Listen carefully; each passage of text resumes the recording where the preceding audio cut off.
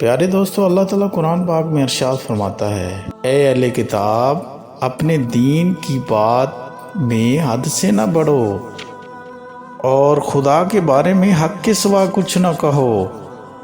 مسیح یعنی مریم کے بیٹے عیسیٰ نہ خدا تھے نہ خدا کے بیٹے، بلکہ خدا کے رسول اور کلمہ بشارت تھے جو اس نے مریم کی طرف بھیجا تھا، اور اس کی طرف ایک روح تھے، اور خدا اس کے رسولوں پر ایمان لاؤ اور یہ نہ کہو کہ خدا تین ہیں۔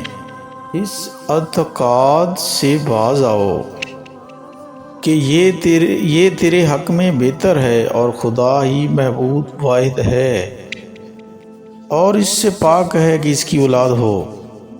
جو کچھ آسمانوں میں ہے اور جو کچھ زمین میں، سب اسی کا ہے، اور خدا ہی کارساز کافی ہے، اور خدا ہی کارساز کافی ہے۔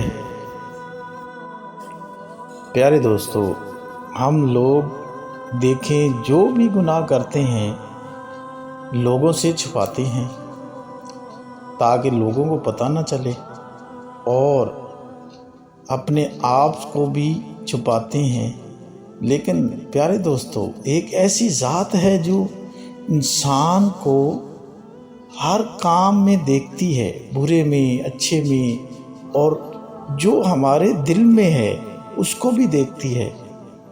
اور اللہ تعالیٰ نے واضح قرآن پاک میں ارشاد فرما دیا ہے کہ میں ہر بات کو دیکھتا ہوں اور سنتا ہوں۔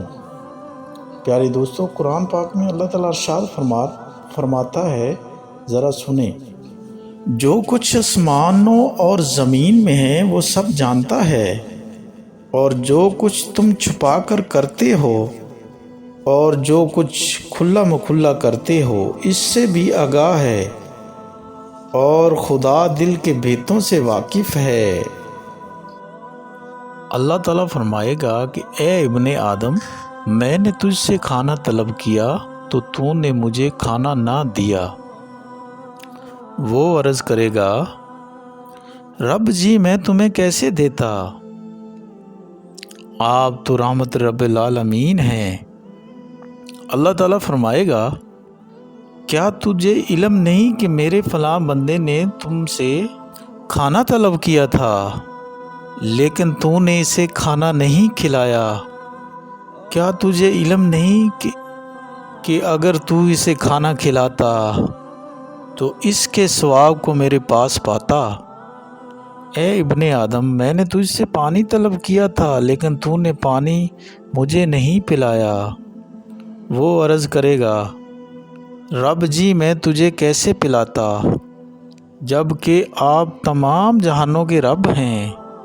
اللہ فرمائے گا، میرے فلاں بندے نے تجھ سے پانی طلب کیا تھا لیکن تو نے اسے پانی نہ پلایا۔ اگر تو اسے پانی پلاتا تو اس کے ثواب کو تو میرے پاس پاتا۔